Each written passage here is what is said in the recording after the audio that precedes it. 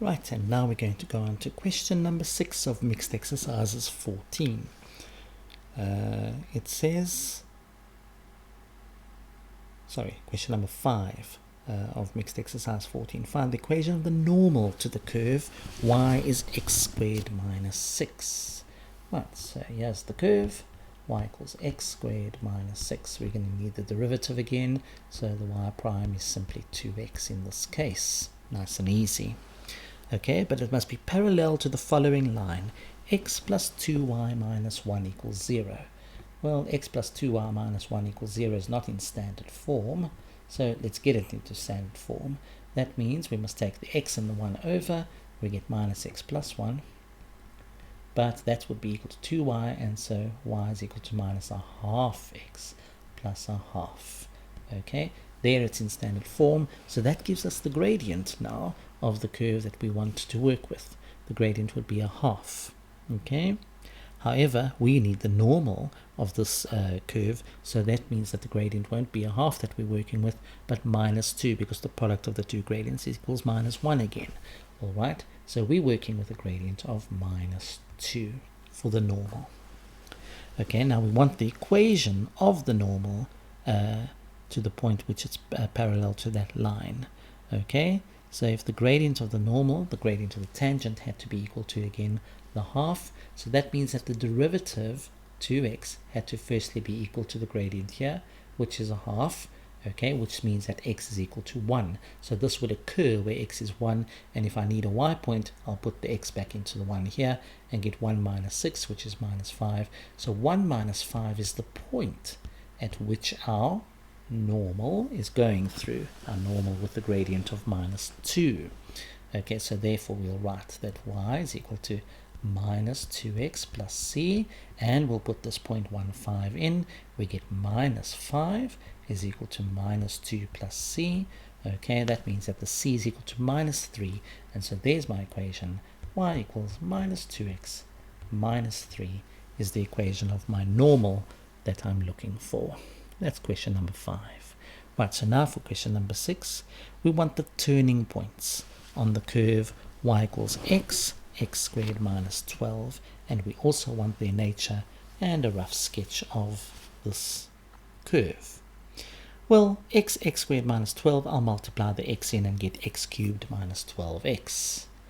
Okay, I'll get x cubed minus 12x.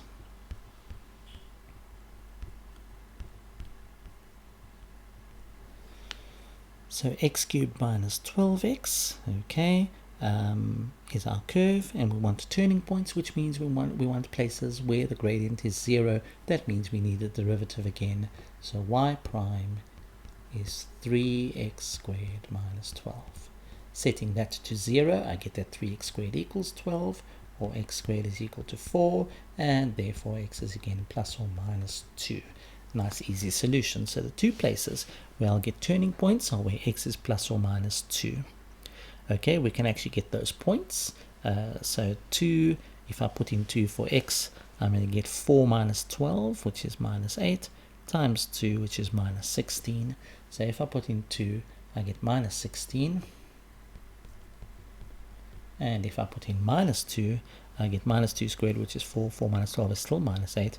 Times it by minus 2, I get positive 16. So minus 2 and positive 16 is my other point. So these are the two turning points of the curve. Okay, so they did ask us now to draw this interesting curve. Okay, so we need to see what this curve looks like. Okay, so let's see. The first thing we're going to do is notice that there are turning points at 2, minus 16, and at minus 2, 16.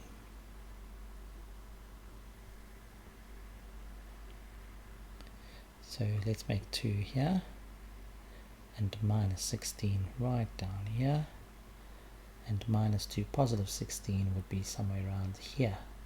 So turning point probably will have to look like this. This is a cubic curve, so it must be continuous. Also, I can see from the factorized form that they gave us that an x can be 0, or it can be the positive root of 12, or the negative root of 12. So the 3 points that this curve will cut are at 0, and root 12 here, 0 over there, negative root 12 here. This is the minus 216, and that is the 2 minus 16. So with all that information, I can very quickly get a pretty reasonable sketch of what this curve looks like. Okay, number 7 is really fun, so let's have a look at this one, especially when it comes to the drawing, which they do ask us to do.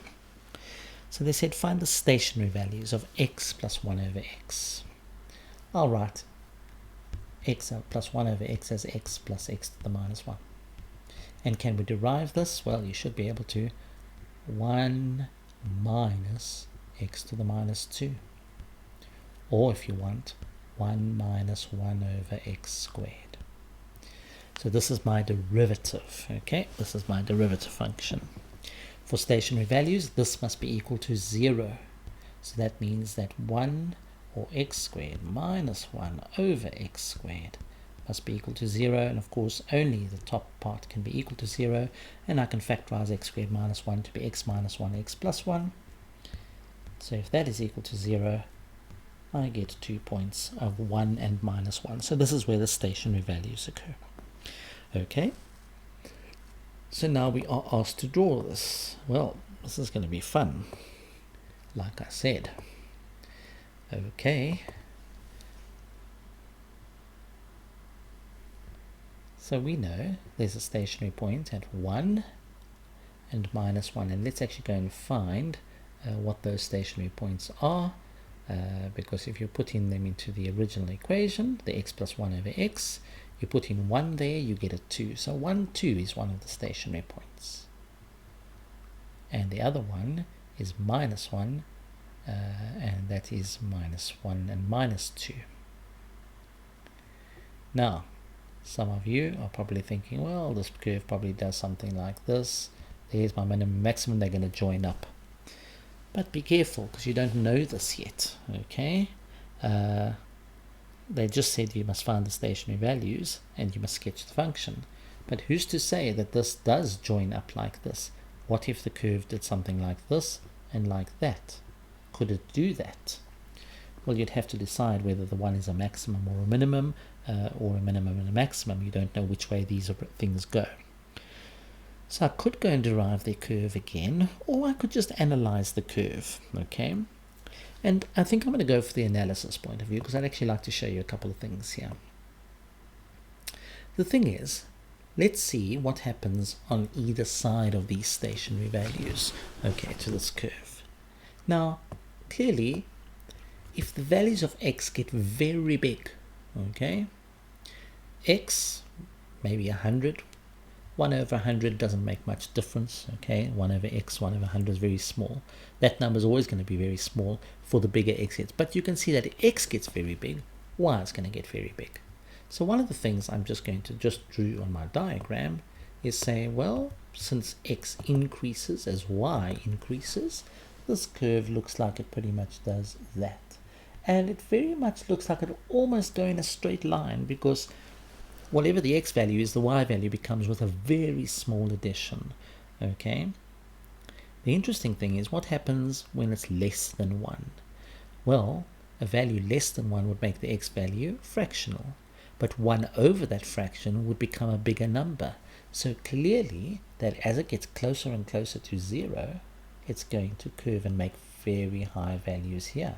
And of course it could never reach 0. Why not? Because if I have 1 over the 0 for the 1 over x part, then I have a value that I can't define, or an undefined value, okay? Now, the same sorts of things happen for the negative part of the function. So let's move down here, make x negative, and we get very negative very quickly. Large negative numbers will eventually form almost like a straight line there. But here, as I get closer and closer, it'll just curve around and just get close to the y-axis. And so there is this curve of x plus 1 over x. Very interesting curve. Okay, you could also, like I say, go and found that if you went and did the second derivative and you put those values, you'd see that there would be a local maximum here, but a local minimum for the positive value. Okay, so there's number 7, drawn for you and analyzed. Right, number 8 says if